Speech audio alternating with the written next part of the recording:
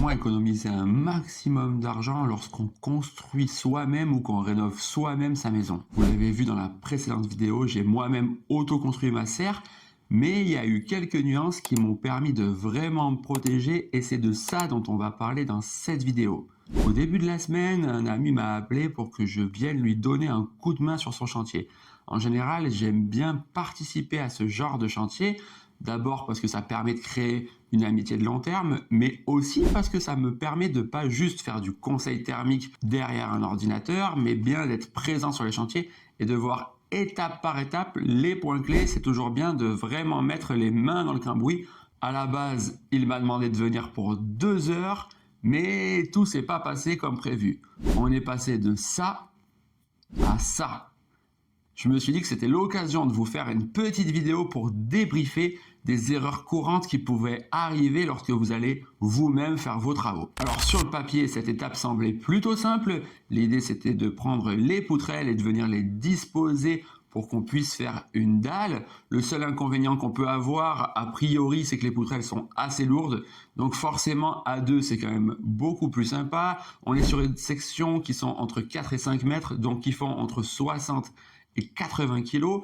On s'est dit que ça allait passer facilement. Finalement, lorsque je découvre le chantier, je me rends bien compte qu'on va en avoir pour un peu plus de 2 heures, que ces poutres finalement sont quand même lourdes, pas évidentes à déplacer, et que le chantier n'est pas dénué de risques. D'abord, il faut déplacer ces poutrelles. Même si elles sont pas lourdes, on peut vite faire un faux mouvement ou mettre une grosse contrainte sur nos muscles. Donc là, la meilleure chose que je peux vous inviter à faire, c'est déjà faites le chantier chez quelqu'un d'autre et surtout échauffez-vous, faites bien attention à vous préparer et pas commencer dans le dur tout de suite. Mais surtout, l'idéal, c'est d'avoir les bons outils et la bonne technique. Donc là, n'hésitez pas, un simple tuto sur internet ne suffit pas forcément. Si vous regardez une vidéo YouTube, vous allez voir les personnes qui l'ont fait facilement. Ils vous raconteront rarement les galères qu'ils ont eues pendant le chantier et pourtant Dieu sait qu'elles sont nombreuses. Donc là, c'est vrai qu'un petit tuto peut être utile, mais le mieux, c'est de se confronter au réel sur un chantier. Et là, vous le voyez, Mathieu a lui-même trouvé une astuce qu'on lui avait donnée. Et rien qu'avec une brouette, il peut quasiment déplacer une poutrelle seule. Mais une fois qu'on a amené la poutrelle à proximité, il nous reste l'étape la plus difficile, c'est la mettre en place au niveau de l'étage. Là, on ne le voit pas forcément, mais l'inconvénient, c'est qu'il est à 2,50 m de haut. Il y a ce vide derrière lui et il y a ce vide devant lui. Lui, il a l'habitude, et si vous voyez par exemple des gens qui sont charpentiers, ils auront l'habitude de se balader sur des petites poutres comme ça. Moi, pour moi, c'est quelque chose qui m'a terrifié de suite. Je suis vraiment moins à l'aise. Et donc, lorsque je déplace une poutre et que j'ai peur, ça, vous le savez, vous perdez vos moyens et surtout, vous perdez votre force. Et là, assez vite, le chantier est devenu épuisant. Dès qu'on a eu déplacé à peu près 14 poutrelles, j'avais absolument plus de jus dans les bras et on a dû stopper le chantier après 4 heures de travail. Comme c'est lui qui a lui-même fait ses murs, les proportions sont pas toujours pile poil, elles sont pas toujours exactes. On avait des sections de 5,30 m, 5,20 m, 5,10 m et forcément lorsqu'on devait disposer les poutrelles de 5,10 m, on devait au départ passer par les sections de 5,30 m et donc on avait des écarts très réduits. Et là, il y avait un véritable danger. Et d'ailleurs, il est arrivé ce qui peut très régulièrement vous arriver. Donc là, faites très attention. Il y a une poutrelle qui nous a glissé des mains. En fait, ce qui s'est passé, c'est que j'ai levé un petit peu la poutrelle. Et là, Mathieu a eu un très très bon réflexe, c'est-à-dire qu'il a été envoyé en avant parce que la poutrelle partait en avant. Et il l'a lâché, donc là il a pris aucun risque et heureusement parce qu'en général on a un réflexe de s'accrocher. Lui il n'est pas du métier mais il a quand même fait pas mal de cirque, ce qui lui donne de très bons réflexes. Et là heureusement il n'est pas resté accroché mais il a lancé la poutre dans le sol, ce qui n'a pas causé spécialement de dégâts à part le fait qu'on ait cassé une poutrelle.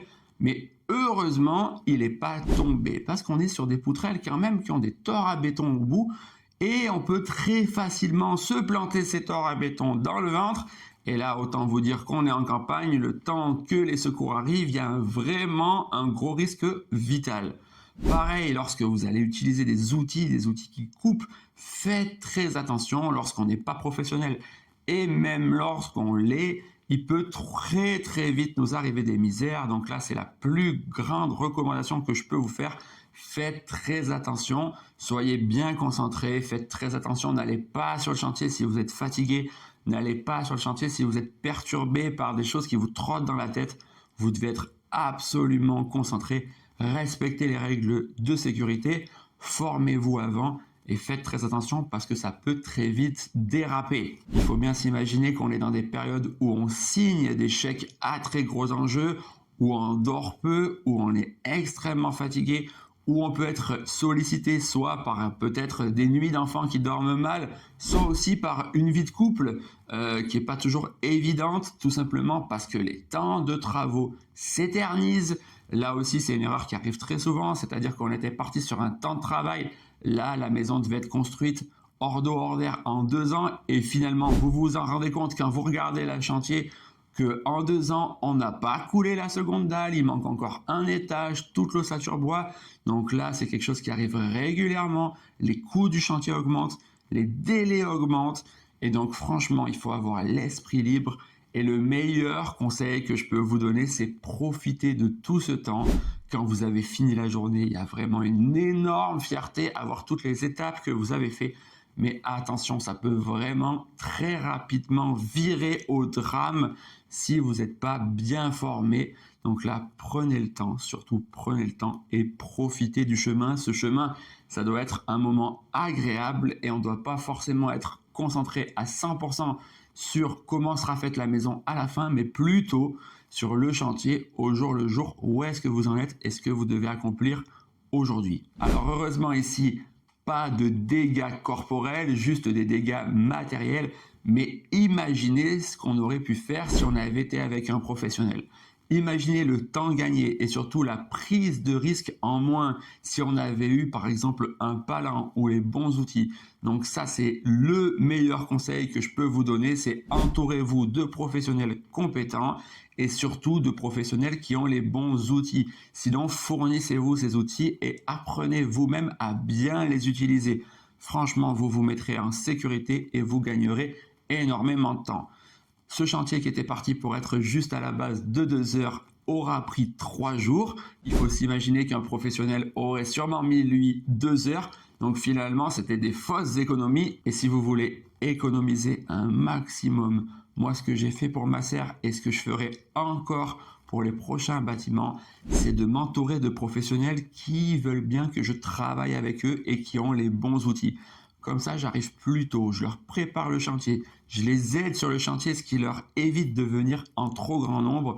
Et comme ça, je réduis mes coûts au maximum. C'est ce qui m'a permis d'avoir des coûts modérés pour mon propre bâtiment.